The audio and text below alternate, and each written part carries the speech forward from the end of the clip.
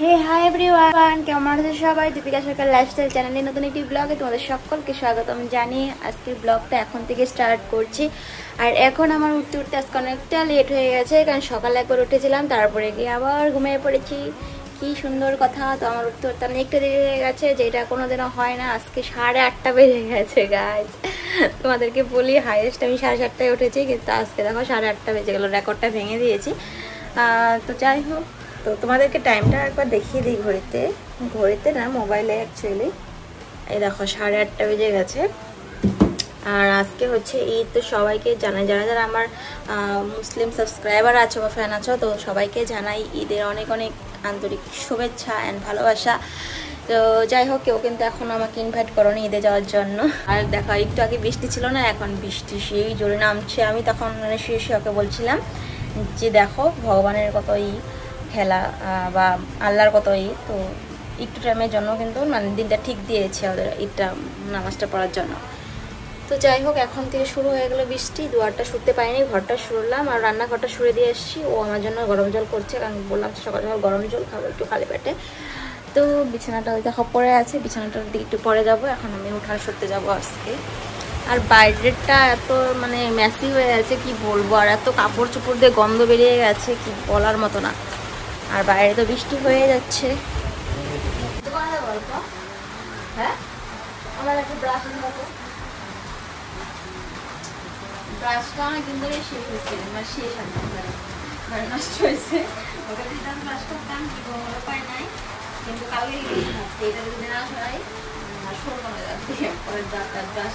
ছাতা আজকে মাথার উপরে নিয়ে কিন্তু দুয়ারটা ঝাড়ু দিতে হবে, কারণ বাইরে বৃষ্টি পড়েই যাচ্ছে। আর এই বৃষ্টির জন্য কিন্তু সকাল সকাল দুয়ারটা শুটতে পারি না। ভাবি একটু বৃষ্টিটা কমলেই মানে ঝাড়ু দিয়ে নিব, কিন্তু বৃষ্টিটা কমার নামই নিচ্ছে না একদম। আর দুয়ারটা না কি হয়েছে জানো, বৃষ্টি পড়তে পড়তে একদম পিছলা হয়ে গেছে, তার জন্য শুটতে আসতেও ভয় লাগে, যদি স্লিপ কেটে পড়ে যায়। আর দেখতেই পাচ্ছ তোমরা, একদম শিউলি পড়ে গেছে কিন্তু দুয়ারটা। বাসনগুলো কালকে রাত্রে ধুয়ে রেখে দিয়েছিলাম, সেগুলোর জন্য আর আজকে টেনশন নেই। আর এদিকে মিস্টার আমার জন্য গরম জল করে রেখে দিয়েছে। দেখো, এবার আমি গরম জলটা নিয়ে খেয়ে নেব।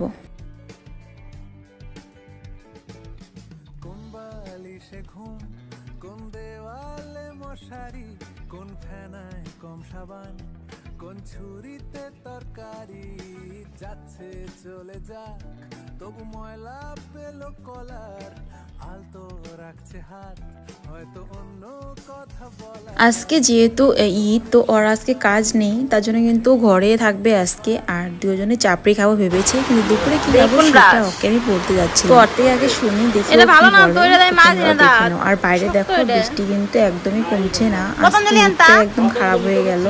কারণ বৃষ্টি থাকলে দেখো কিভাবে এনজয় করবে লোকেরা। আর বাইরে মানে বেরোনোর একদমই ইচ্ছে হয় না এই বৃষ্টি থাকলে। বাইরে ভেবেছিলাম আজকে কোথাও ঘুরতে যাবো, যেহেতু কাজ, কিন্তু সেটা আর হলো না।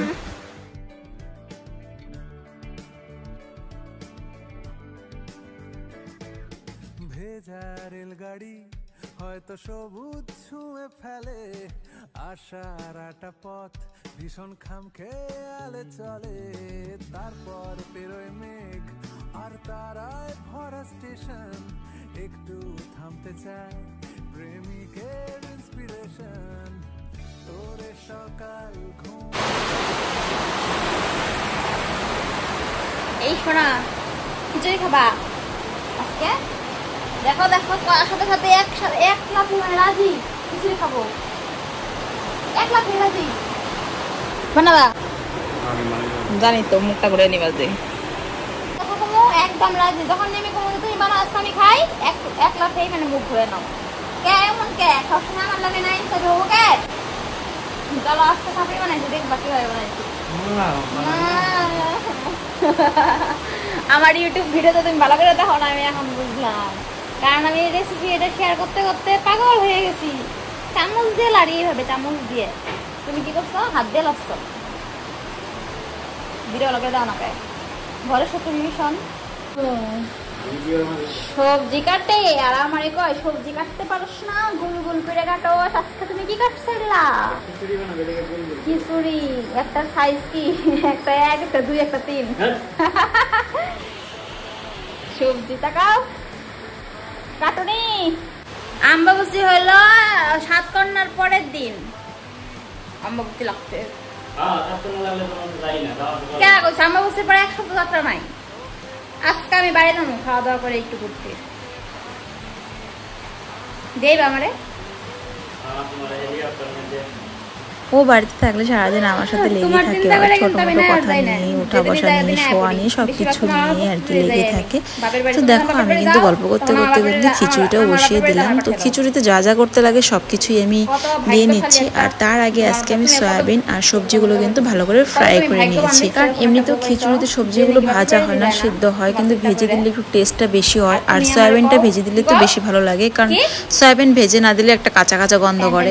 তো তারপরে কিন্তু আমি চাল আর ডালটা একসাথে ধুয়ে রেখে দিয়েছিলাম, সেটাই আমি একসাথে দিয়ে দিয়েছি। আর বেশি একটা ভাজা করব না, কারণ খিচুড়িটা বেশি মানে ডালটা বেশি ভাজা হলে কিন্তু একটু গ্যাসের প্রবলেমটা হয় আমার। তোমাদের আমি সবসময় মানে ব্লগে বলতে থাকি, তোমরা হয়তো শুনতে শুনতে সবাই জেনেই গেছো। যাই হোক, তারপরে দেখো আমি কিন্তু জলটা দিয়ে দিলাম। তো এবার আমি খিচুড়িটা যখন মানে সেদ্ধ হয়ে যাবে তার একটু আগে আমি হলুদ দিয়ে দিব। আর এখানে যেহেতু নুন দেওয়া হয়নি, তো নুনটা দিতে আমি ভুলে গেছিলাম। তারপরে জলটা দেওয়ার পরে আমি ভাবলাম যে নুনটা দিয়েছি কি দিইনি, তারপরে একটু খেয়ে দেখেছি যে না দেওয়া হয়নি। তারপরে কিন্তু আমি এখান থেকে নুনটা দিয়ে দিই।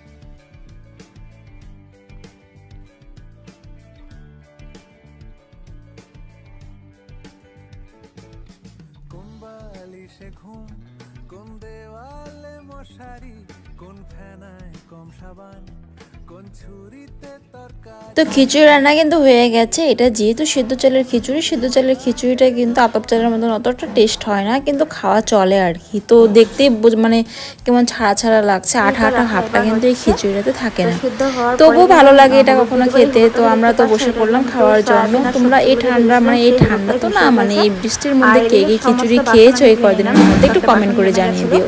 ও বলছিল যে ভালোই হয়েছে, ঝালটা ঠিকই আছে। আর আমি বললাম যে এটা মনে হচ্ছে যে ডাল ভাত খাচ্ছি। ও বললো হ্যাঁ ঠিক অমনটাই। তো তোমরা ভেবে নাও কতটা টেস্ট হয়েছে। যাই হোক, এবার আমরা দুজন খাবো, খাওয়া দাওয়া করে তারপরে পরে ফিরছি।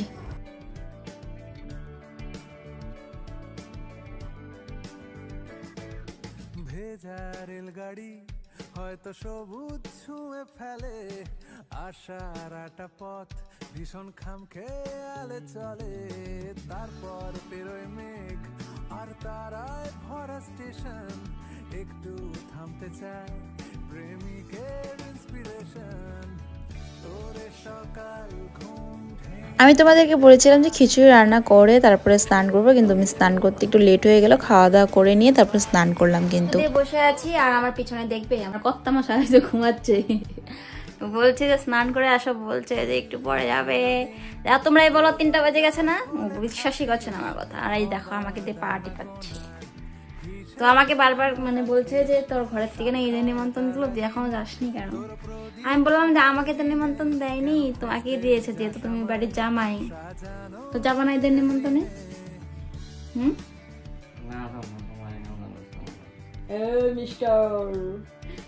এই তো একটু বেরিয়ে পড়লাম আমি, মানে বাড়িতে যাবো বলে।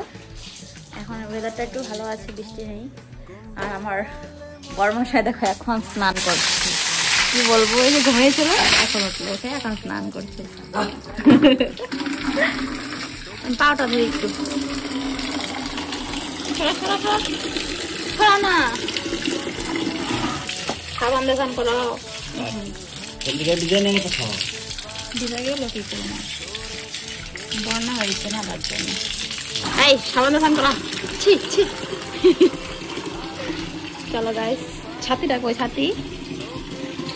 বাড়ি আসার পরে মা বললো কয়েকটা মোয়া পাক দেবে, মানে গুড়টা নাকি চা বানায় তো গুড় দিয়ে, তো চাটা নাকি কালো হয়ে যায়, তাই ভাবলো এই গুড়টা দিয়ে মোয়া বানিয়ে নিবে। তো আমি যেহেতু এসেছি আর আমি মোয়াটোয়া বানাই বাড়িতেই, তারপরে মা সবকিছু রেডি করে নিল। চলো বসে পড়ি, বসে বসে বানাই। আর এই নাড়ু মোয়া বলো, তারপর পিঠা পায়েস, এগুলো কিন্তু আমি সবসময় বানাই বাড়িতে, মানে ছোট থেকে মাটা দেখতে দেখতে আমি শিখে গেছিলাম। যখনই মা বানায় তখন আমাকে ডাকে বা আমি হেল্প করি বা আমি বানাই বলতে পারো।